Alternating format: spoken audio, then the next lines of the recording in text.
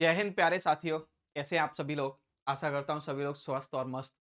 तो हमारी जो एसएससी जीडी की श्रृंखला चल रही है आप लोगों में, डेली हम एक टॉपिक देखते हैं। आज आपके लिए टॉपिक रहने वाला है भारत के 17 राष्ट्रीय चिन्ह। यानी जो भारत के राष्ट्रीय चिन्ह हैं, उनकी संख्या लगभग 17 के करीब है। उन सभी को इस क्लास के माध्यम से हम देखेंगे।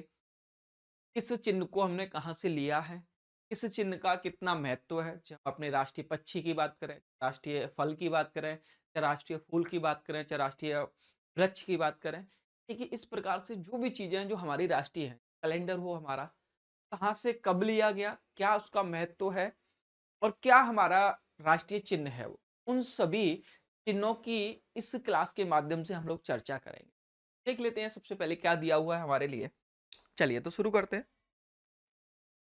तो देखिए सबसे पहले राष्ट्रीय प्रतीक दिया है हमारा क्या, अशोक के लॉयन कैपिटल का रूपांतरण। ये आपने देखा होगा, अशोक के लॉयन कैपिटल का ये रूपांतरण। इसमें ये चार आपको एशियाई शेर देखने को मिलते हैं। क्या है ये? चार एशियाई शेर है। ये चार एशियाई लॉयन यानी कि शेर आपने को देखने को मिलते हैं, जो चारों दिशाओं में एक प्रतिनिधित्व कर रहे हैं। चारों दिशाओं में चार हैं, तो ये चार किस किस चीज का दिखा रहे हैं, यानी चार जो दिखा रहे हैं वो किसका है। तो चार में एक देता है साहस का, ठीक है, गर्व का, विश्वास का। ये जो शेर हैं इस तरीके से अपने चार अलग अलग प्रतिनिधित्व कर रहे हैं कि साहस का कर रहा है, कोई गर्व का कर रहा है, विश्वास का कर रहा है, शक्ति का कर रहा है। विश्वास कहे आत्मविश्वास, ठीक है, आत्मविश्वास। और इसके बाद अंतिम है वो शक्ति का प्रदर्शन कर। यानी कि ये चार के चार जो शेर हैं, वो चार शेर इन चार प्रतीकों को हमें दिखा रहे हैं कि भाई एक साहस का प्रतीक है, एक गर्व का प्रतीक है, एक आत्मविश्वास यानी सेल्फ कॉन्फिडेंस का प्रतीक है, और एक शक्ति अर्थात भारत की पावर का प्रतीक। इस प्रकार से ये चारों शेर हमें देखने को मिल रहे हैं जो चार दिशाओं में है, ठीक है। उसके बाद हम नीचे आएंगे तो नीचे हमें एक ये चक्र देखने को मिलेगा जिसे कहते हैं हम धर्म चक्र। क्या कहेंगे? धर्म चक्र कहेंगे। तो जिस धर्म चक्र में 24 तीलियां हैं, जो उसके 24 घंटे को प्रदर्शित करती हैं। इसको पूरे दिन के 24 घंटे को और 12 माह को ये धर्म चक्र प्रदर्शित कर, जिसे हम चक्र कह रहे हैं, वही धर्म चक्र के नाम से जाना जा रहा है। लेकिन इसके पास देखेंगे आप, आपको हाथी देखने को मिलेगा, ये देखेंगे आप घोड़ा देखने को मिलेगा। तो इस धर्म चक्र के पास क्या क्या है? यहाँ एक हाथी है, क्या है? एक हाथी है, एक घोड़ा है और एक बैल है। कहीं कहीं आप इसे देखेंगे तो सांड भी लिखा मिलेगा। क्या है? सांड या बैल। ये इस तरीके से इसमें देखने को मिलता है, एक हाथी, एक घोड़ा, एक बैल, सांड। ये जो घोड़ा है और जो ये सांड बैल है, तो जो ये बैल है वो भारत की कृषि का प्रतिनिधित्व कर रहा है, और वहीं जो घोड़ा है वो घोड़ा औद्योगिक प्रतिनिधित्व कर रहा है, यानी जो औद्योगिक उन्नति है भारत की उसका प्रतिनिधित्व करता है। लेकिन इस चिन्ह की बात करें हम, जो अपना राष्ट्रीय प्रतीक मानना है, अशोक का ये सिंबल, ये हमने कब और किसके द्वारा दिया गया है? आप देखेंगे इसको 26 जनवरी 1950 को। कौन? कब? 26 जनवरी 1950 को। और अपनाया किसने था इसको 26 जनवरी 1950 को? तो माधव साहनी के द्वारा। किसके द्वारा? माधव साहनी के द्वारा। 26 जनवरी 1950 को हमने इसको अपनाया, और किसने अपनाया है? माधव साहनी, ठीक है। चार शेर देखने को मिल रहे हैं, एक आपको धर्म चक्र मिल रहा है इसमें। ये जो धर्म चक्र है उसी के पास आप देखेंगे तो एक हाथी है, एक घोड़ा है, एक बैल और सांड है। जो बैल सांड कह रहे हैं वो किसको दिखा रहा है? कृषि को। और वहीं जो घोड़ा है वो किसको? औद्योगिक प्रतिनिधित्व कर रहा है, यानी औद्योगिक प्रगति है हमारी, उसका प्रतिनिधित्व करता है, ठीक है। जो तीलियां है वो 24 घंटे 12 महीने का प्रतिनिधित्व करती है। अब बात करते हैं हम अपने ध्वज की, यानी कि तिरंगा की। तो तिरंगा का मतलब क्या होता है? आप देखेंगे इसकी हिंदी करेंगे तो क्या? तीन रंग।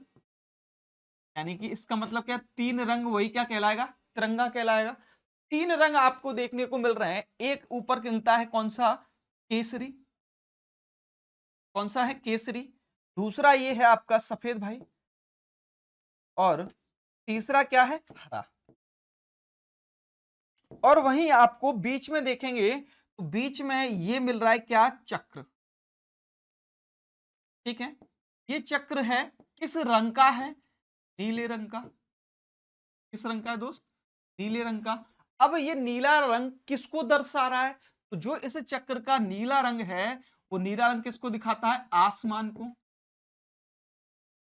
और किसको, महासागर को। वो कहता है भाई जो आसमान है और महासागर है, उनकी साक्षात जो चीजें हैं उनका प्रतिनिधित्व कर रहा है। वहीं बात करें इस चक्र में तीलियां कितनी हैं, 24 तीलियां हैं। कितनी, 24 तीलियां हैं। ठीक है? कितनी तीलियां हैं, 24। बात करें इनके रंगों की, तो ये रंग क्या क्या दर्शाते हैं। सफेद रंग किसको दिखाता है भाई, शांति। किसको दिखा रहा है, सफेद रंग बात कर रहा है यहाँ किसकी, शांति की बात कर रहा है कि भाई सफेद का मतलब शांति है। ठीक है, वहीं बात करें हम केसरी की, तो केसरी क्या है, केसरी रंग दिखाता है किसको, देश की ताकत को। किसको, देश की ताकत को।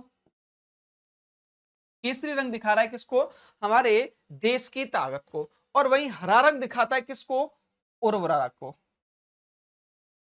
जो उर्वरक शक्ति है उसमें वृद्धि हो, की वृद्धि, ये उस वृद्धि को दिखाता है। ठीक है, अब देखिए आप जो चक्र लिया हमने, जिसको अशोक के यहां से क्या कहते हैं, अशोक चक्र कहें इसको, तो ये वैसे प्रतिनिधित्व किसका कर रहा है, यानी किसको दिखा रहा है, तो आप देखेंगे देश के कानून का जो शौर्य है उस शौर्य को दिखाता है ये। लेकिन इस तिरंगा को हमने कब अपनाया और कब अपने देश के संविधान में डाला है, उसकी बात करें हम यहाँ, तो देखेंगे कि इसको हमने कब लिया है। अच्छा, उससे पहले देख लेते हैं कि लेने से पहले इसको सबसे पहले किसके द्वारा तिरंगा को प्रस्तुत किया गया। 1931 में देखेंगे पिंकली वेंकैया। कौन, पिंकली वेंकैया के द्वारा सबसे पहले तिरंगा प्रस्तुत किया गया था।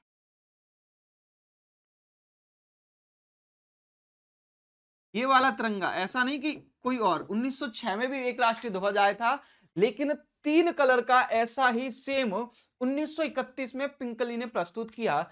और उनके में क्या था कि रंग तो ये 3 ही थे। कौन से, ये 3 ही रंग थे, 3 पट्टियों में था। लेकिन जहां हमारा चक्र है उस चक्र की जगह पर यहां क्या था, चरखा। इनके तिरंगे में चरखा दिया हुआ था, बीच में था इसी तरीके से 3 कलर का, उसी को हमने लिया। लेकिन इस चरखा को न लेकर हमने यहां क्या डाल दिया, अपना जो अशोक का चक्र है उस चक्र को हमने अपने तिरंगे के भीतर डाल दिया। ठीक है, चलिए।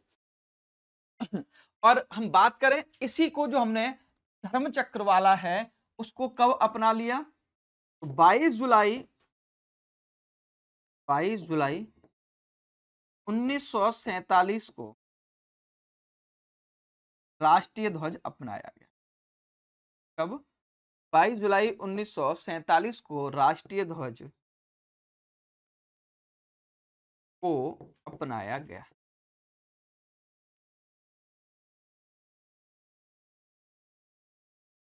ठीक है, चलिए। अब नेक्स्ट चिन्ह देखते हैं क्या है हमारा। नेक्स्ट चिन्ह है राष्ट्रीय सब्जी हमारी, और कौन सी, कद्दू। तो देखें कद्दू जो नाम है वो किस में है, हिंदी में।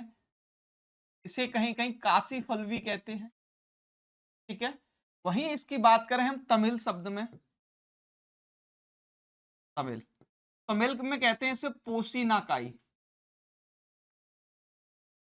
तमिल में बोला जाता है इसे क्या, पोशीनाकाई कहा जाता है तमिल में। और वहीं देखेंगे आप इसको यदि हम मलयालम में देखें, किसमें, मलयालम में, मलयालम में कहते हैं इसे कुंभलुंगा। ये क्या, कुंभलुंगा, कुंभलुंगा भी बोलते हैं इसको मलयालम में। और हिंदी में क्या कह रहे हैं, कद्दू। काशीफल देखा होगा आपने, पहले एक औषधि के रूप में यूज किया जाता था, लेकिन अब शादी विवाह में कद्दू पूड़ी, काशीफल पूड़ी, है ना, कदुआ भी कहा जाता है ब्रज में, कदुआ पूड़ी।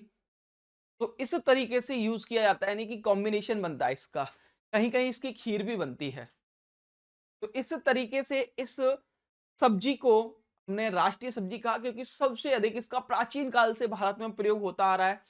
पहले हमने औषधि के रूप में यूज किया, आज हम इसको किसके रूप में यूज कर रहे हैं, अपनी सब्जी के रूप में, कि पूड़ी के साथ कॉम्बिनेशन बना दिया है। भारत में बड़ा प्रचलित सब्जी है ये, इसी वजह से इसको हमने राष्ट्रीय सब्जी घोषित कर दिया है। ठीक है, चलिए अब बात करते हैं हम राष्ट्रीय फल की।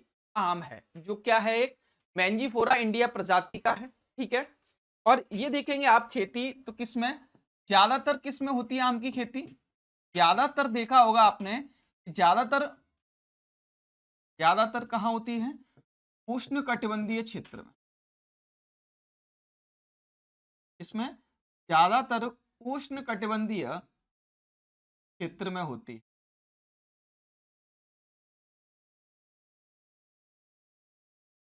ये ज्यादातर उष्ण कटिबंधीय क्षेत्र में होती है। जो हम आम की बात कर रहे हैं, उस आम की खेती, और यह किस प्रजाति का होता है आम, मैंजीफोरा इंडिया प्रजाति का है। किसका, मैंजीफोरा इंडिया प्रजाति का है। लेकिन आप देखेंगे इसकी एक और प्रजाति है आम की, किसकी, आम की, तो आम की जो अल्फांसो, कौन सी प्रजाति, अल्फांसो प्रजाति। तो जो आम की अल्फांसो प्रजाति है, उस प्रजाति को दोस्त हम क्या कहते हैं, आमों का राजा। इसका आमों का राजा कहा जाता है, किसको, आमों का राजा। तो जो इसकी अल्फांसो प्रजाति है, उस प्रजाति को हम कहते हैं क्या, आमों का राजा कहा जाता है इस प्रजाति को, क्योंकि अल्फांसो प्रजाति एक बड़ी फेमस प्रजाति है आम की। पानी आ गया हो मुंह में, शरारती बच्ची हो, पानी नहीं लाना, समझ। तो अल्फांसो प्रजाति है, उसी को हम क्या कह रहे हैं, आमों का राजा कहा जाता है, और ये हमारे देश का क्या है, राष्ट्रीय फल है। अब बात करते हैं हम राष्ट्रीय फूल की, और फूल क्या है, कमल। वैज्ञानिक नाम क्या है इसका, नेलाम्बो न्यूसीफेरा। नेलाम्बो क्या, नेलाम्बो रूसीफेरा। कमल का आप देखेंगे तो एक बौद्धिक इतिहास रहा है, बुद्ध के भी पीछे आपने कमल को देखा होगा, जो एक उपदेश के लिए, शिक्षा के लिए, संस्कृति के लिए, सभ्यता का प्रतिनिधित्व करता था। बौद्ध के काल से ही चला आ रहा है, हम बौद्ध के साथ भी इसको देखते हैं, अभी भी देखेंगे हम कमल को। आता जरूर कीचड़ में है, लेकिन की जो सुंदरता है, जो शांति है, सभ्यता संस्कृति को दर्शाता है कमल, वो एक अलग ही लेवल का है। तो इसी वजह से हमने उसको अपना राष्ट्रीय फूल घोषित कर दिया है।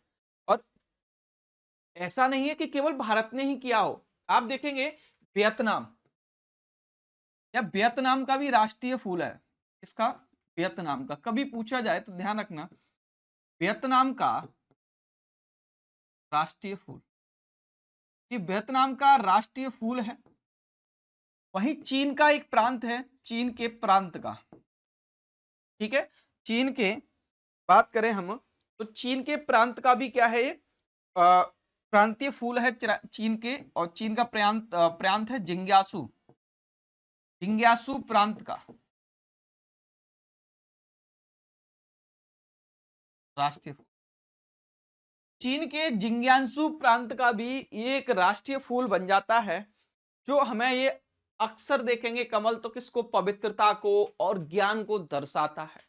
ये केवल भारत का ही नहीं, किसका राष्ट्रीय फूल है, वियतनाम का भी राष्ट्रीय फूल है। चीन का एक जिंग्यासू प्रांत है, उसका भी क्या है, एक राष्ट्रीय फूल है।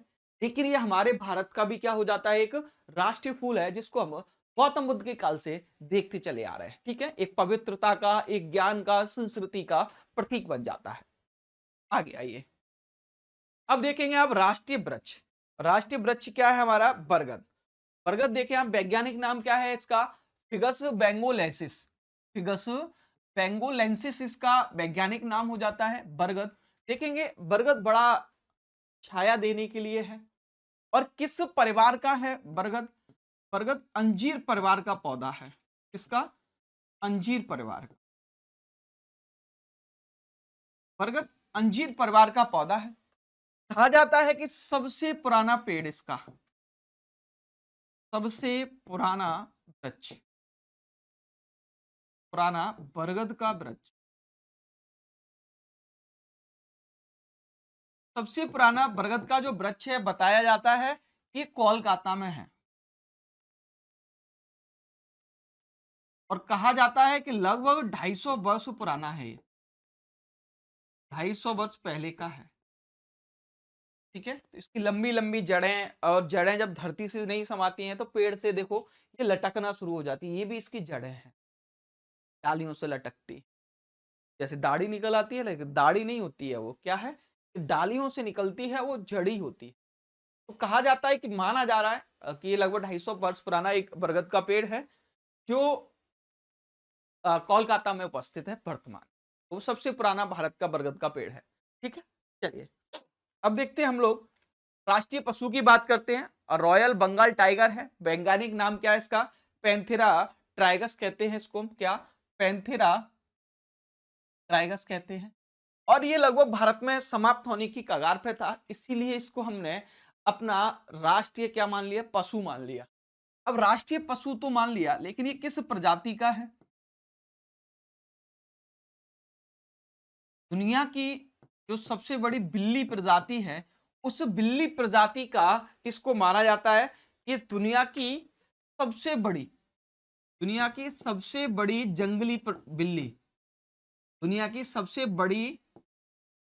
जंगली बिल्ली,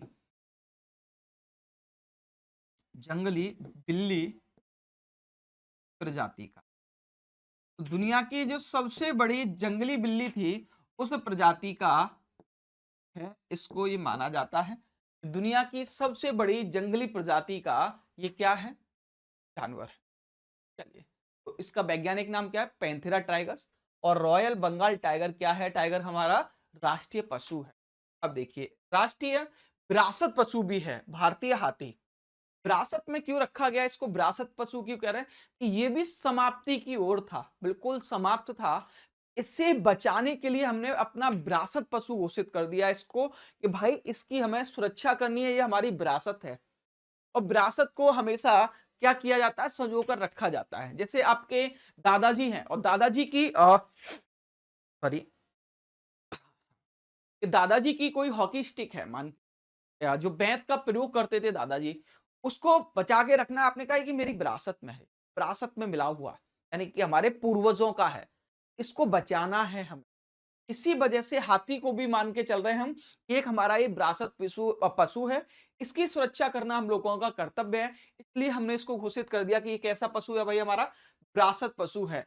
इसका वैज्ञानिक नाम क्या है, तो इसका नाम वैज्ञानिक नाम है एलिफास मैक्सिमस इंडिकस। कैसा, एलिफास मैक्सिमस इंडिकस है जो हमने इसका वैज्ञानिक नाम दिया था, क्योंकि ये बिल्कुल विलुप्त होने की कगार पे था, समाप्त होने की कगार पे था। इसीलिए इसे बचाने के लिए हमने अपना राष्ट्रीय विरासत पशु घोषित कर दिया है। ठीक है, अब आइए आगे। अब आते हैं हम लोग राष्ट्रीय पक्षी, जो क्या है हमारा भारतीय मोर। क्या नाम है इसका वैज्ञानिक, पेवोक्रिस्टेटस। कौन सा भारतीय मोर, नीला मोर भी कहा जाता है इसको, क्या कहा जाता है कभी कभी, नीला मोर। कौन सा मोर, नीला मोर। ठीक है, और मोर को भी आप देखेंगे कि नर है या मादा है, तो नर की एक पहचान होती है कि लंबी पूंछ होगी, कलरफुल होगी, और लगभग 6 फुट लंबा होगा। ये 6 फुट के साइज का है मोर, उसकी पूंछ लंबी है और कलरफुल पूंछ है, तो वो नर मोर माना जाता है कि ये नर है, मादा नहीं है, यानी कि मेल मोर है, मेल पीकॉक है। ठीक है, तो हम बात कर रहे हैं भारतीय मोर की, तो भारतीय मोर क्या है, कौन सा, नीला मोर जो है वो भारत का क्या हो जाता है, पक्षी हो जाता है। अब देखेंगे आप राष्ट्रीय पक्षी के साथ साथ राज्य पक्षी भी है। कुछ राज्य हैं जिन्होंने इसको अपना राज्य का पक्षी माना है। जैसे एक है तमिलनाडु, तमिलनाडु का ये राज्य पक्षी है। ठीक है, राजस्थान का भी ये क्या है, राज्य पक्षी है। और तीसरा है उत्तर प्रदेश। इन राज्यों का भी ये पक्षी, यानी कि भारत का तो है ही, भारत के साथ साथ किसका, इन राज्यों का भी राज्य पक्षी बन जाता है। कौन, मोर। क्योंकि मोर देखेंगे आप कीड़े मकोड़े खाने, यानी एक पर्यावरण में भी संतुलन बनाता है। कि कीड़े मकोड़ों की संख्या ज्यादा हो जाती है, उन्हें बचाने के लिए नहीं, समाप्त करने के लिए, क्योंकि कीड़े मकोड़े ज्यादा होंगे तो समस्या पैदा करेंगे। तो इसी वजह से ये पर्यावरण में भी एक संतुलन बना के रखता है। कीड़े मकोड़े हैं उनको खाना, खत्म करना, ये सारी चीजें, इसीलिए हमने इसको अपना क्या घोषित किया है, राष्ट्रीय पक्षी घोषित किया है। ठीक है, चलिए अब बात करते हैं हम गंगा नदी डॉल्फिन की, जो हमारा क्या है, राष्ट्रीय जलीय जंतु है। ठीक है, और इसकी जो गिरावट आई थी संख्या में डॉल्फिन की, तो जो गंगा नदी की डॉल्फिन थी, उस डॉल्फिन की गिरावट आने की वजह से इसको हमने क्या घोषित कर दिया, अपना राष्ट्रीय जलीय जंतु घोषित किया 2008 में। इसमें 2008 में, और इसकी डॉल्फिन की 4 प्रजाति पाई जाती हैं पूरे विश्व में से। उस 4 में से एक प्रजाति कहां पाई जाती है, गंगा में। एक प्रजाति कहां, गंगा में पाई जाती है, जो भारत बांग्लादेश में अत्यधिक मात्रा में, केवल भी कह सकते हैं कि केवल भारत बांग्लादेश के आसपास के जो क्षेत्र है वहां पाई जाती है। ठीक है, अब इस डॉल्फिन की हम बात करें, जिसको हम क्या कह रहे हैं, अपना राष्ट्रीय जलीय जंतु कह रहे हैं, तो ये जो गंगा वाली है, ये गंगा की डॉल्फिन आंखों की अंधी होती है। गंगा की डॉल्फिन जो है वो आंखों से अंधी होती है, आंखों से।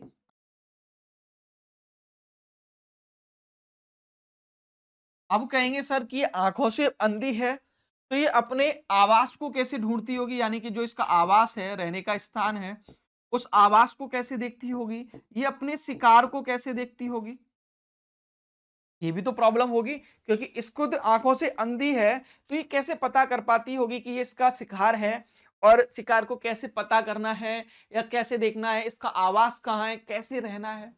तो इनको ये देखती है इको लोकेशन से। किससे, इको लोकेशन से।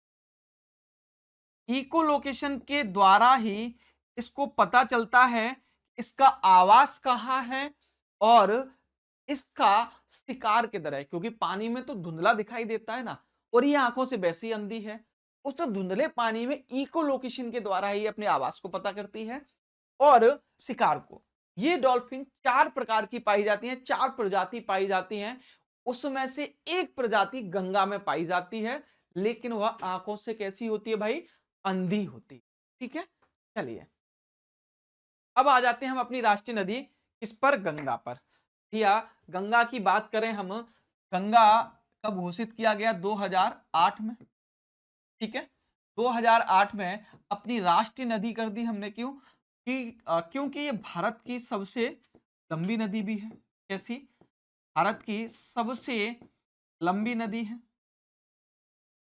जिसकी लंबाई कितनी है, लगभग 25 किलोमीटर, यानी कि 2525 किलोमीटर के करीब क्या है इसकी लंबाई है।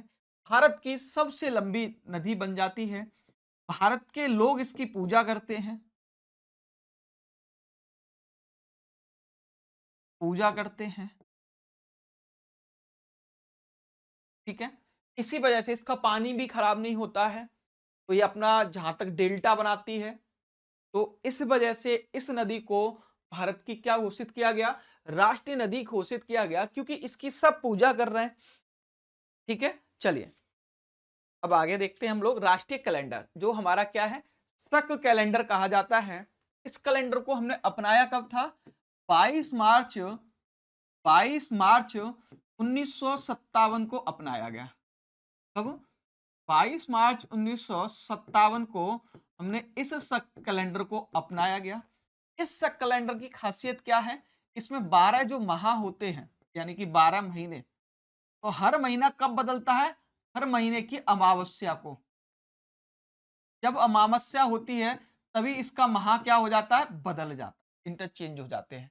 ठीक है, इस तरीके से इसके 12 माह चलते हैं, और इसे ही भारत सरकार का भी क्या है, ये भारत सरकार का भी कैलेंडर कहा जाता है, क्योंकि सरकारी कामकाज में भारत सरकार का कैलेंडर, और कामकाज में इसी कैलेंडर का यूज किया जाता है। इसका पहला माह कौन सा होता है, पहला माह, इसका पहला माह होता है चैत्र। कौन सा, चैत्र होता है, और अंतिम माह होता है फागुन। अंतिम माह कौन सा होता है दोस्त, फागुन। तो अंतिम माह फागुन है और पहला माह क्या कहलाता है इसका? चैत्र कहलाता है। सरकारी कैलेंडर भी यही है भारत सरकार का। इसको कब हमने अपनाया है? तो 22 मार्च 1957 को हमने इसको अपनाया था। ठीक है, चलिए अब आगे बात करते हैं हम लोग राष्ट्रीय गान की। तो भैया आपको पता है राष्ट्रीय गान जनगण मनगढ़ मूल रूप से किस में लिखा गया था? मूल रूप से तो किस में था? बंगाली में था। ये कौन सी भाषा में? बंगाली भाषा में था। क्योंकि इसको लिखने वाले इंसान कौन थे भाई? तो रविन्द्रनाथ टैगोर थे। कब?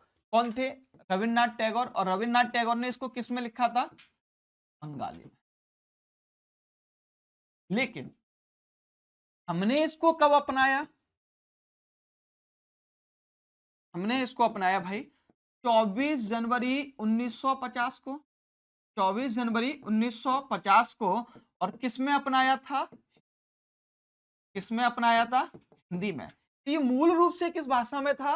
ये मूल रूप से बंगाली भाषा में था। लेकिन जब हमने इसको अपनाया तो किस में? हिंदी में।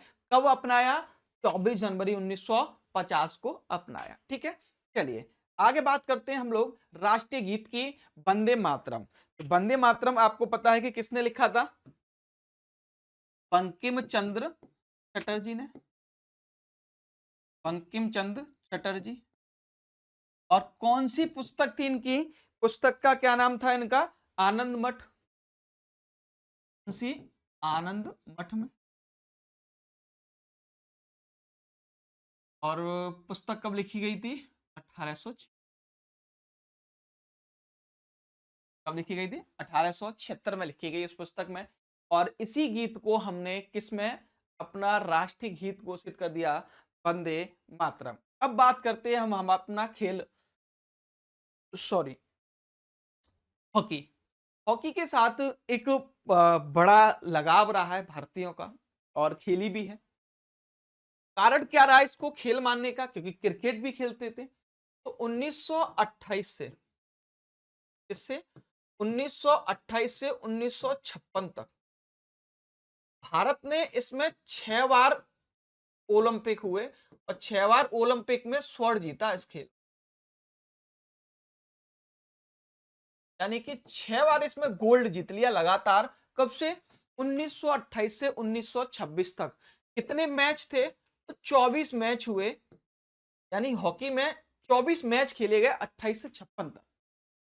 और उन 24 मैचों में 6 बार भारत ने गोल्ड जीता, क्योंकि 6 ओलंपिक हो चुके थे। और 24 मैच ये लगातार भी जीते इन्होंने। यानी 24 मैच में एक बार भी भारत की हार नहीं हुई। 24 मैच कैसे जीते? ये लगातार जीते। इसी वजह से भारत सरकार ने कहा कि भैया हमारे जो लोग हैं लगातार 24 मैच जीत लिए, पिछले 28 साल से गोल्ड लेके आ रहे हैं, हार नहीं रहे एक बार भी। तो एक काम करते हैं कि इसको हम घोषित कर देते हैं, क्या अपना राष्ट्रीय खेल घोषित कर देते हैं। और इसी वजह से हॉकी को क्या घोषित कर दिया गया? राष्ट्रीय खेल घोषित कर दिया गया। ठीक है, अब देखिए राष्ट्रीय मुद्रा जो रुपया या कि आईएनआर है, इसका सिंबल आपने देखा होगा कुछ इस तरीके से रहता है रुपए का।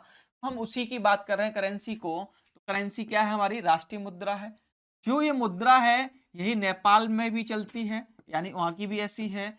भूटान की देखेंगे तो आप भूटान की भी मुद्रा ऐसी है, सेम यही है। ठीक है, तो उस मुद्रा को, यानी हमने जब मुद्रा बनाया तो उसी को नेपाल, भूटान और एक जिम्बाब्वे ऐसे देशों ने भी व्यापक रूप से अपना लिया। ठीक है, अब रुपए की देखरेख कौन करती है हमारी की भाई? तो आरबीआई द्वारा। इसके द्वारा, आरबीआई के द्वारा जारी किया जाता है। और आरबीआई के द्वारा इसको जारी किया जाता है, लेकिन आप देखेंगे प्रत्येक, किस पर? प्रत्येक नोट पर। किस पर?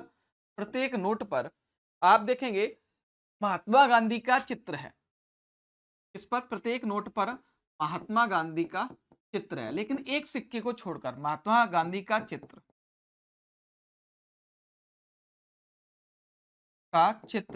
लेकिन किस पर नहीं है? 1 रुपए के नोट को छोड़कर।